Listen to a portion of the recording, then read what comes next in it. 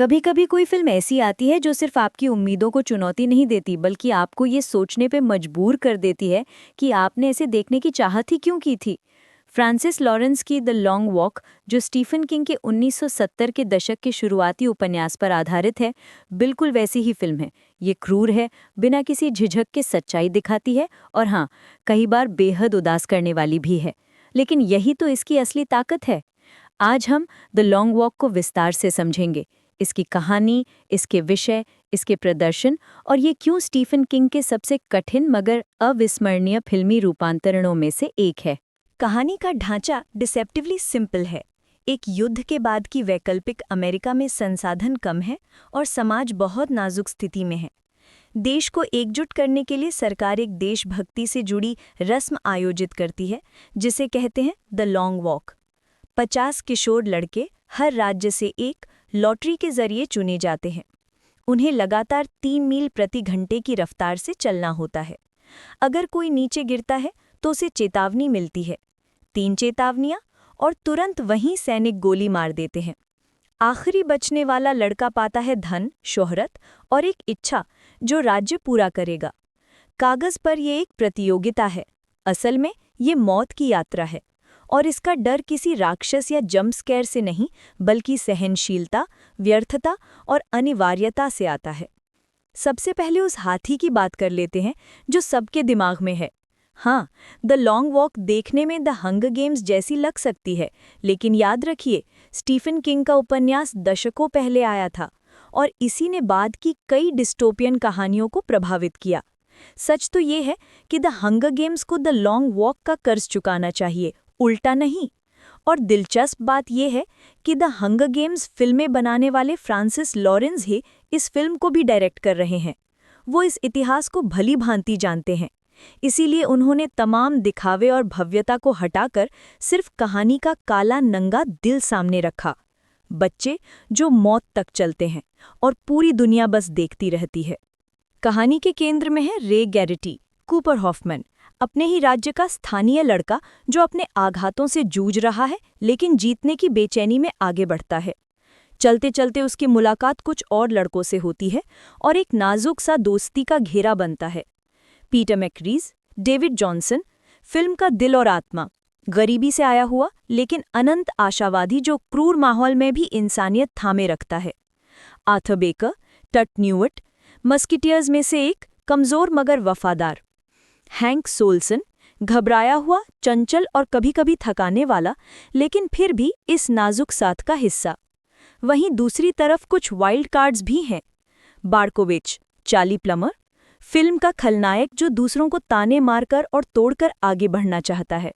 स्टीबन्स, Garrett varying, रहस्यमयी अकेला लड़का जिसके अपने राज हैं। और इन सब के ऊपर मंडराता है the major, Mark Hamill. Aviator चश्मा पहने, मेगाफोन से देशभक्ति से नारे लगाता हुआ वो फांसीवादी पर्यवेक्षक है जो पीड़ा को बलिदान का रूप देता है। हैमिल के करियर का ये सबसे घृणित किरदार है और ये साबित करता है कि वो खलनायक उतनी ही ताकत से निभा सकते हैं जितनी एक नायक को। द लॉन्ग वॉक को लंबे समय तक अनफिल्मेबल माना गया था क्योंकि पूरी कहानी बस चलने पर आधारित है। कोई ब्रेक नहीं, कोई कटअवे नहीं, बस सड़क पर लड़के दिन प्रतिदिन चलते हुए। लेकिन असली डर यही है, हर ठोकर, हर ऐंठन, हर धीमी होती चाल मौत का खतरा बन जाती है। आवाज़ों का डिज़ाइन खुद एक ड्रम बीट की तरह लगता है।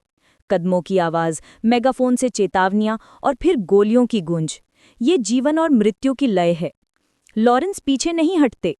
हर निष्पादन को ग्राफिक विस्तार से दिखाया जाता है। एक लड़के की खोपड़ी पीछे झटके से जाती है जब गोली आर पार हो जाती है। दूसरा लड़का चलते चलते ही गिर जाता है।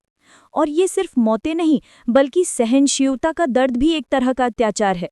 खून से लथपथ पैर, नींद की कमी, सड़क पर ही शौच करना।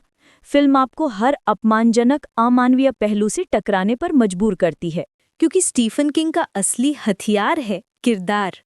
ये सफ़र दोस्ती के कसौटी बन जाता है, खासकर रे और मैक्वेरीज की दोस्ती जो फिल्म को ऊंचाई देती है। उनकी बातचीत परिवारों, सपनों और जीवन के बारे में इस कहानी को इंसानियत देती है जो वरना एक मशीनी प्रक्रिया जैसी लग सकती थी। और जब संख्या घटती जाती है तो हमें उनमें से किसी को खोना नहीं भाता। यही अनिवार्यता सबसे ज्यादा चोट पहुंचाती है। डेविड जॉनसन का मैक्वेरीज के रूप में प्रदर्शन चौंकाने वाला है। वो ह्यूमर, गर्मजोशी और दिल तोड़ने वाला दर्द सब कुछ साथ लाते हैं। कई लोग इस फिल्म से निकलते हुए सिर्फ उनके बारे में बात करेंगे। कूपर हॉफमैन भी गर्टी के रूप में दमकते हैं, अपने दर्द को दृढ़ निश्चय के पीछे छुपाते हुए। यहाँ तक कि जूडी ग्रियर गर्टी की माँ के छोटे से रोल में भी गहरी भावनाएं जगा देती हैं। असल में द लॉन्ग वॉक जीत के बारे में नहीं है, ये समाज द्वारा अपनी युवा पीढ़ी से की जाने वाली मांगों के बारे में है। किंग ने ये उपन्यास वियतनाम युद्ध के दौर में लिखा था, जब नौजवानों को जबरन भर्ती किया जाता था, युद्ध में झोंक दिया जाता था और पूरी दुनिया उन्हें टीवी पर देखती थी। ये रूपक आज भी उतना ही प्रासंगिक है। आज ये फिल्म भी उतनी ही गूंजदार लगती है, एक टिप्पणी कि किस तरह सरकारें युवाओं का शोषण करती हैं, बलिदान का महिमा मंडन करती हैं और क्रूरता को देशभक्ति का रूप देती हैं। इसी वजह से इसे क्यूब्रिक की पाथ्स ऑफ ग्लोरी से तुलना की जाती है। दोनों फिल्में एक ही सच्चाई पर चोट करती हैं, उम्मीद एक विलासिता है और कभी-कभी जीवित रहना ही सबसे बड़ा झूठ होता है। द लॉन्ग वॉक उस नई लहर में फिट बैठती है, बिना राक्षसों वाली हॉरर। आजकल की फिल्में वेपन्स, सिनर्स और आने वाली फ्रैंकेनस्टाइन साबित करती हैं कि हॉरर को सीजीआई या सस्ते डरावने ट्रिक्स की जरूरत नहीं। असली डर तभी काम करता है जब वो अंतरंग हो, नंगा हो और इंसानी हो।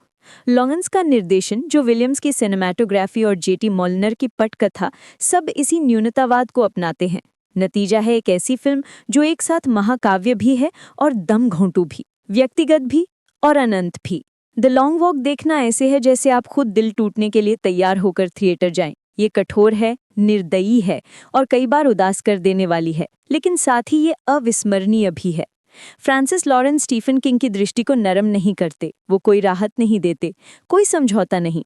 इसके बजाय वो हमें आईना दिखाते हैं और मजबूर करते हैं सोचने पर। युवाओं का शोषण, बलिदान का महिमा मंडन और वो अंधेरा सच कि व्यवस्था अपने ही बच्चों को निगल जाती है।